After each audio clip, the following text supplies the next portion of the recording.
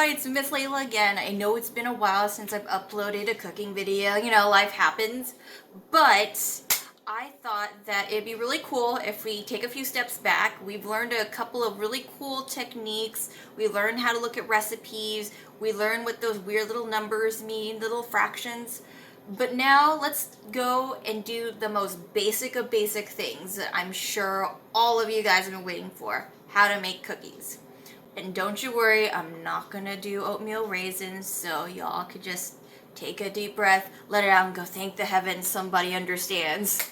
So we're gonna do my version of chocolate chip cookies, which actually has sea salt caramel in it and a little pumpkin spice.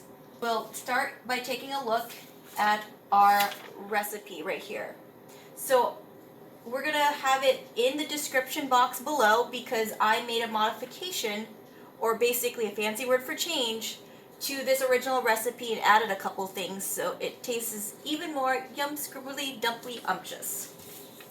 Try spelling that and saying that 3 times. So first of all, after you read everything that you need to do, you want to make sure you get all of your ingredients together. So for this we will need 2 cups of all-purpose flour, 1 teaspoon of baking soda, which is not to be confused with your half teaspoon of salt, a cup of butter that is barely melted but not too hot. So it's gonna look like this, kind of like I can't believe it's not butter, but it's real butter. It's a cup, so that's a lot. 3/4 cup of brown sugar. It says light brown sugar on here, but as long as you have regular brown sugar, it's gonna turn out just fine. 2/3 cup of your regular white sugar, which is what the granulated sugar means. 2 teaspoons of vanilla extract, a teaspoon of apple cider vinegar. Don't worry, it's not going to make it really sour. It's actually going to help a lot of this other stuff balance out in taste so it's not too sweet. This large egg, a cup of chocolate chips and a cup of caramel chips together here, and a teaspoon of pumpkin spice, but you could use a combination of ground ginger, cinnamon, and nutmeg if you have that at home. Alright, let's go ahead and go down our checklist. Preheat oven to 350 degrees. Go ahead and turn your oven to bake and make sure it's bake and not broil. We want to do bake because baking will have the heat come from the bottom up. Line a baking sheet with parchment paper. So I've taken a regular parchment sheet. This one's 10 inches by 15 inches, but depending on how many cookies you want to do, you might want to do a bigger one or a smaller one. This is right in the middle for me. Anywho's, so parchment paper is this. The important thing is you want this white paper without the sticky stuff on it. That's called wax paper. If you put that in the oven, that's going to start a fire, and usually fires aren't a good thing. So no wax paper. Make sure it's parchment paper. If you need help, please ask your adult. They will be more than happy to look at the box and tell you which one's which, okay? Because like I said, you do not want to burn down the house. In a medium bowl, mix together the flour, baking soda, salt, and the pumpkin spice or that cinnamon, ginger, and nutmeg mix, whatever you have on hand. So here is all of my flour. I'm going to go ahead, take my pumpkin spice, cinnamon, nutmeg mix. I'm going to put it in with the flour. I'm going to go ahead and I'm going to take my salt. When you're reaching for your salt, you want to make sure you don't grab the wrong thing. Pour that in there as well. And then last but not least, that baking soda, which is the flour stuff. Once we get all of that in there, we're going to go ahead and we're going to mix it together. Now, because my bowl is a little bit small, I want to make sure that when I mix it, I want all of this stuff to go all the way through to the bottom. This is going to be the dry ingredients. So if you ever, especially for baking, come across something that says dry ingredients, it's going to be everything that looks really powdery or grainy, like the flour, the salt, the sugar. Sugar usually goes in with the wet stuff, even though it's technically a dry product. But that's because of basically the way it reacts with the stuff that binds everything together. More fancy cooking stuff for you guys. Once you're done mixing everything, try not to spill everything all over the place on the counter like I did. We're gonna go ahead, we're gonna grab our big bowl, and we're going to mix together the wet stuff. So, I'm gonna take my brown sugar, dump it in there, my white sugar, also dump it in there, and then I'm gonna take my vinegar, my vanilla extract, and I'm going to take my butter, and I'm going to mix it all together. So for those of you that would like to look on your recipe sheet, we are on step 3. So we want to blend it, or basically mix it together until it's smooth. Alright, so when everything's blended smooth, it's going to look a lot like this. So you could see that if I was just to put my spoon right across the surface, it just parts really easily. There's going to be some chunks, especially from the brown sugar, but that's okay because when we bake it, it's all going to melt and it's going to dissolve. So don't worry too much about like the smaller bunches. If you got a really large chunk though, you want to break that up because one, it's not going to melt as easily and it's not going to bind as easily. Alright, so once you're done with that, take your egg, we're going to crack it. Make sure you don't get any of the eggshell inside the batter, or else you're going to have a very unhappy customer eating it going, ouch, what is that? So when you're done, put the egg shell aside. We're going to take the spoon or whatever you're using to whisk. You're going to basically cut down on the egg yolk itself to break it open. And then you're going to mix it all together until it is combined. So now if you look, all of the egg whites and the yolk have gone into the mixture. It's even smoother than it was before. It doesn't look quite as grainy, even though it sounds grainy when you rub it against the side of the bowl. Now is the really hard part.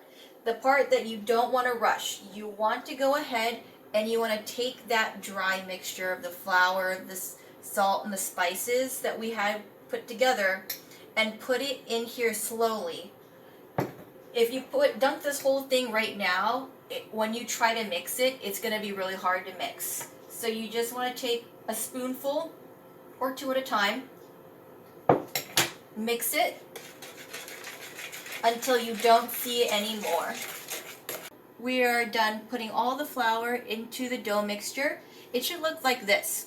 And so there's going to be texture to it. It's going to look really chunky, and when I spread it across, it looks like there's little holes being dug in. And that is exactly what we want. And we want that chunkiness of our batter. Now, we're going to go to the second part of step 4. We're going to take all these chips, the caramel chips and the chocolate chips, and we're going to dunk them all in here. So unlike the dough, we could mix it all together at one time. So that way, we've got a good combination of all the chips.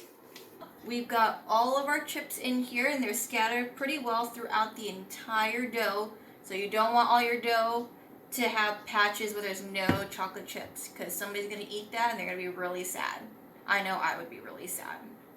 So if you got a cookie scoop or an ice cream scooper, I would take it and start making scoops. If not, just take yourself a large tablespoon, and you want to take a scoop that's rounded so it'll look just like this. See how it's coming off the top like that? We're going to take that and we're going to go ahead and put it right here. And we're going to keep doing that. You want to make sure that you have enough space because your cookies are going to grow. So I put this a little close to the edge, but you are recommended to do about 3 inches apart, but that's if you're making big cookies. If you're making regular cookies, I would say about an inch from each side. So about an inch from here, here, and here from other cookies. And then that way, when they grow, they're not gonna like grow into each other and you won't have like giant cookie monster taking up all of your cookie sheet. You may need to make what we call batches. So if you fill this entire sheet and you still have cookie batter left, that's okay. You're just gonna have to cook, take these off and put them on a cooling rack, and then put the next batch in. I wanted to do just a dozen cookies, so it should be like this. You'll have a little bit of spacing. They will get together. If they kind of melt together, it's not too big of a deal. There should be enough separation between the two of them where you should be able to cut them apart. If you put them too close together though, it'll melt together into, like I said, a big, huge, like giant monster of cookie madness that we don't want to do. So once you're done with this, go ahead and put it in the oven. You want it to bake for 8 to 10 minutes. The way you know it's done is when the outsides of the cookies start looking about golden brown. And I will show you when I pull it out. The insides will still look undone. You want it to look that way because this cookie is a little bit different.